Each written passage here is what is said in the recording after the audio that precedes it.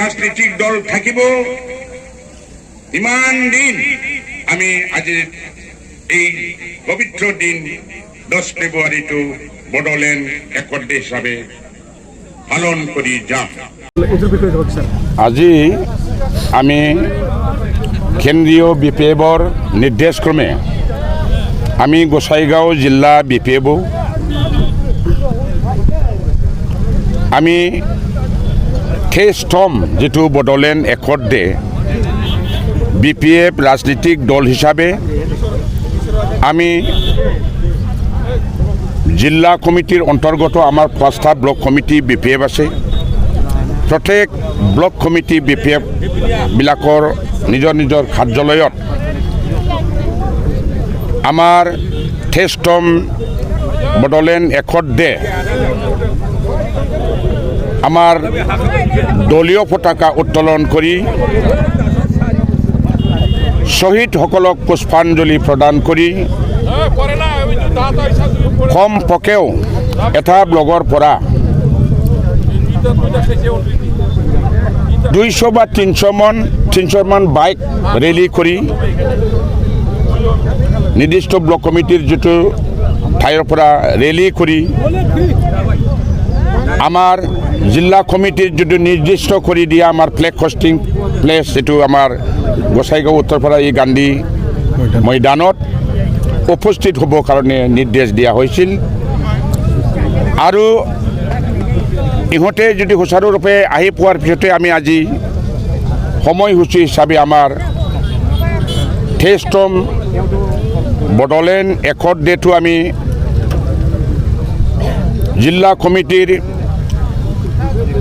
প্ৰত্যেক বিষয়ববীয়া জিলা কমিটিৰ অন্তৰ্গত আমাৰ যিমান সেলবিলাকৰ নেতৃবৃন্দ শাখাবিলাকৰ আমাৰ বিষয়ববীয়াসকলক লৈ আমি আনুষ্ঠানিকভাৱে আমি এই প্ৰগ্ৰামটো সমাধান কৰিবলৈ সক্ষম হ'ল। আমাক নিৰ্দেশ দিয়া হৈছিল ইয়াৰ লগতে যদি পাৰে খেল ধেমালি এদিনীয়া প্ৰগ্ৰাম আমি কেন্দ্ৰীয় খবৰৰ পৰা এইটো নিৰ্দেশ আছিল, কিন্তু আমি খেল ধেমালি এইবিলাক প্ৰগ্ৰাম আজি কিছুমান মানুহৰ ব্যক্তিগত কিছুমান কাম থকাৰ কাৰণে খালি ফ্লেগ হোষ্ট প্ৰগ্ৰামটো কৰি আমি সামৰিব পাৰিলোঁ। কিন্তু বেলেগ বেলেগ জিলাবিলাকত আজি বিটিচি অঞ্চলৰ প্ৰত্যেক জিলা প্ৰত্যেক ব্লক লৈকে আজি ফ্লেগ হোষ্টিং কৰা হ'ব। আৰু কেন্দ্ৰীয়ভাৱে অলপ আজি আমাৰ মহিলাদেৱে কোকৰাঝাৰৰ যেতিয়া আমাৰ বড়োলেণ্ড মাৰ্টায়াৰ্ছ যিটো স্মৃতি আছে তাতে আনুষ্ঠানিকভাৱে আজি তাত হ'ব। আৰু আমি জিলা কমিটিবিলাকে এতিয়া নিজাববীয়াকৈ যি যেনেকৈ পাৰে এটা কাৰ্যসূচী লৈ প্ৰগ্ৰামটো আজি হ'ল। আৰু আমি এইটো বছৰে বছৰে বিপিএফ দল হিচাপে আমি ফালি যাওঁ, কাৰণ 2003 চনৰ আজিৰ দিনটো এটা আমাৰ বড়োসকলৰ কাৰণে বা বড়ো নহয় আমাৰ বিটিচি অঞ্চলৰ সকলৰ কাৰণে এইটো এটা মেমৰিয়েবল ডে। এই দিনতে আমাৰ দিল্লীত বড়োলেণ্ড লিবাৰেশ্যন টাইগাৰ আৰু অসম চৰকাৰ আৰু ভাৰত চৰকাৰৰ লগত ত্ৰিপাক্ষিক আলোচনা কৰি বিভিন্ন জাতি উপজাতিৰ যিটো সমৰ্থন, বিভিন্ন ধৰ্মাৱলম্বী জাতীয় সমৰ্থন, জাতীয় সংগঠন, অল ৰাজনীতিক বা পলিটিকেল পাৰ্টিৰ সমৰ্থনত আজিৰ দিনতে 2003 চনৰ 23 ফেব্ৰুৱাৰীত বিটিচি নামেৰে ভাৰত সংবিধানৰ সন্নিৱিষ্ট থকা এটা ৰাজনৈতিক অধিকাৰ আমি পাইছিলোঁ। আৰু এই অধিকাৰটো পোৱাৰ পিছতে যিহেতু আমি ৰাজনৈতিকভাৱেহে এইটো পৰিচালনা কৰিব লাগিব, বিটিচি এটা আমি পালোঁ। এইটো কৰিবৰ কাৰণে আমি লাহে লাহেকৈ আমি ইয়াত প্ৰথম অৱস্থাত আমি বিপিএফ আমি ৰাজনৈতিক দল গঠন কৰা হ'ল। আৰু এইটো ভাৰতৰ যিটো মাল্টি পাৰ্টি ছিষ্টেম আছে, এতিয়া আৰু বহুত পাৰ্টি থাকিব পাৰে, হয়নে নহয়? পাৰ্টিটো আছেই, কিন্তু আমাৰ ইয়াত বিটিচি এৰিয়াত বিটিচি চুক্তিক ৰক্ষণাবেক্ষণ ইয়াৰ কাৰ্যকৰীকৰণৰ কাৰণে যিটো দায়িত্ব তাৰ কাৰণে চুক্তিকাৰীয়ে যিটো হ'ব লাগিছিল বুলি চুক্তিকাৰীৰ নেতৃত্ব হাগ্ৰামা মহিলাৰ নেতৃত্বতে BPF দল গঠন কৰা হৈছিল আৰু এই BPF দলে এতিয়া কাম কৰি কৰি হাগ্ৰামা মহিলাৰ নেতৃত্বত প্ৰত্যেকটো দুইটো দফা একচেপ্ট ৰাজনীতিক দফা হিচাপে কাৰ্যকৰীকৰণ নোহোৱাটো মই যিটো জানো কাৰ্বি আংলঙৰ যিটো STকৰণ এইটোহে হোৱা নাই বাকী সব চুক্তি ৰাজনীতিক চুক্তি আমি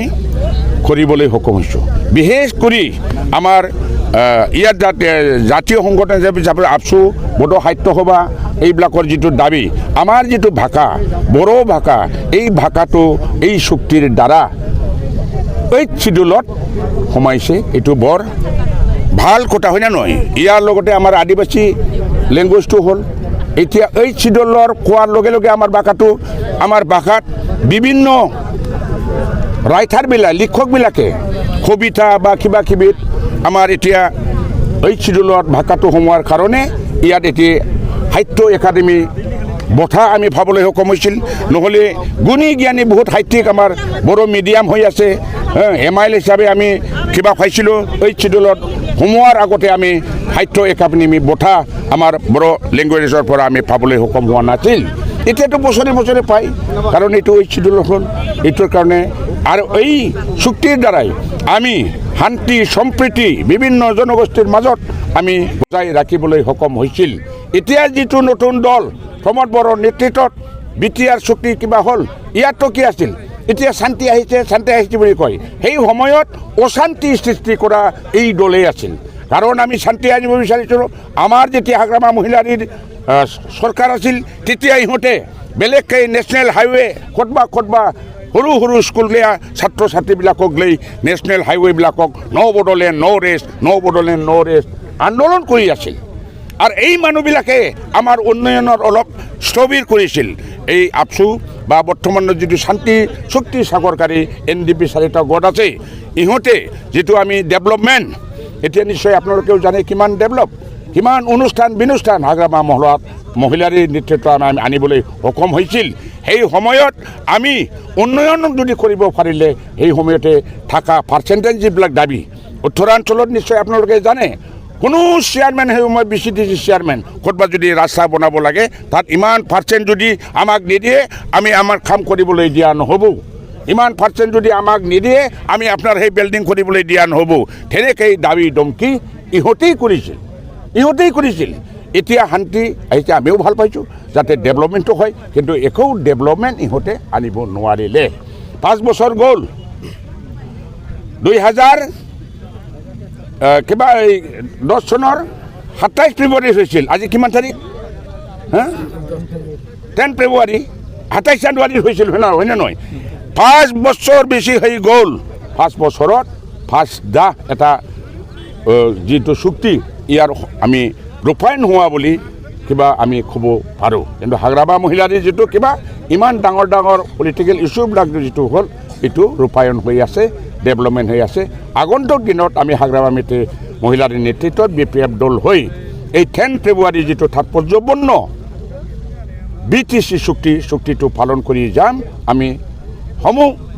জাতি জনগোষ্ঠী ধৰ্ম নিৰ্বিশেষে BTC বাতি একত্ৰিত কৰি আমি উন্নয়নৰ কাম কৰি যাব বুলি আমি BTF দলে অংগীকাৰবদ্ধ মই সুধোঁ কোনো ৰাজনীতিক দলত আয়াৰাম থাকে গয়াৰাম থাকে বুজিছে নাই ভাৰত ৰাষ্ট্ৰ স্বাধীন কৰাত জাতীয় ভাৰত কংগ্ৰেছে আছিল সেই কংগ্ৰেছৰ ফালৰি খাটি সেই প্ৰয়াত যেটো অটল বিহাৰী বাজপেয়ী কোনোবা বিজেপি হ'ল জনতা দল হ'ল কিবা হ'ল একত্ৰিত আছিল জাতীয় কংগ্ৰেছত আমি জানো হয় না নহয় ঠিক তেনেকৈ অসমতো আমাৰ কংগ্ৰেছেই বহু বছৰ ৰাজত্ব কৰিছিল কংগ্ৰেছৰ পৰা ৰতি মহাদুৰী যেনেকৈ আমাৰ বৰ্তমানৰ CM হিমন্ত বিশ্ব শৰ্মা কিবা কিবি তেনেকৈ ফালৰি কাটিব কিছুমান মানুহৰ এটা ইগ' থাকে ইগ' যদি থাকে সেই ইগ'ই মানুহক ধ্বংস কৰে অলপ মানুহৰ অহংকাৰ ভাৱ কিবা ভাৱ খাম্পা হিচাপে মই যিটো জানো এজন আমাৰ দক্ষ চিন্তাধাৰা মানুহ BTC চুক্তি কৰাৰ কাৰণ এজন নেতা আমি খাম্পা যোৱাটো আমি কি চিন্তাধাৰা দি তেওঁ সিহঁত গ'ল কিন্তু তেওঁ নিজেই কৈছিল বি টি আৰ এটা নৰক কৈছিল না নাই বি টি চি হ'ল স্বৰ্গ নৰকত থাকিব না স্বৰ্গত থাকিব নৰকৰ লগত তুলনা কৰিছিল সেই বি টি আৰক খাম্পা বৰগীয়াৰে এতিয়া সি নিজে নৰকত গ'ল আৰু নৰকৰ পৰা গ'লেতো উঠি আহিব পাৰে না নাযায় গডনছ খাম্পা ৰাজনীতি জীৱন ইয়াতে শেষ বুলি মই ভাবিছোঁ খাম্পা যোৱাত আমাৰ কোনো বি পি এফৰ কোনো লছ হোৱা নাই নেতা গৈছে আমাৰ দলীয় কৰ্মী যোৱা নাই নেতা কোনে বনায় দলীয় কৰ্মী ভোটাৰহে বনায় খাম্পাৰ বাদ ভোট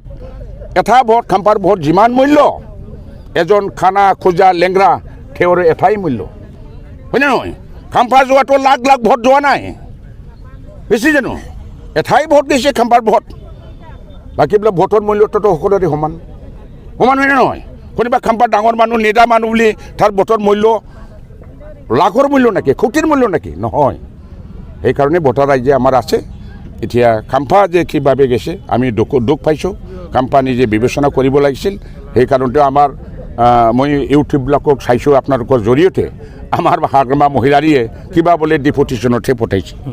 হয় না নহয় ডিপুটেশ্যনত ইহঁতৰ জানা মানুহ নাই জ্ঞানী মানুহ নাই তাক ডিপুটেশ্যনত শিক্ষাৰ্থীৰ কাৰণে কৈ আছে বুলি এতিয়া আমি দেখিবলৈ পাইছোঁ এইবিলাকত কাৰণ ডিপুটেশ্যনত যোৱা বুলি আমি ক'ব লাগিব হাগ্ৰামাৰ মানে অভিজ্ঞতা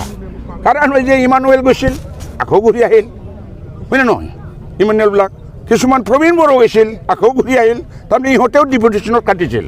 আকৌ আহিল ইহঁতেও নিশ্চয় খাম্পা চন্দনত কেতিয়াবা আহিব লগা হ'ব পাৰে সেইকাৰণে আমাৰ মহিলাৰে যিটো যুক্তিসংগত আমাৰ ৰিমাৰ্ক দিলে এইটো মই ধন্য মানিছোঁ আৰু আমাৰ বি পি এফ দলটো আগন্তুক কিবাবিলাকো একেলগে আছে আমি জিকাটো 100% কাটাম।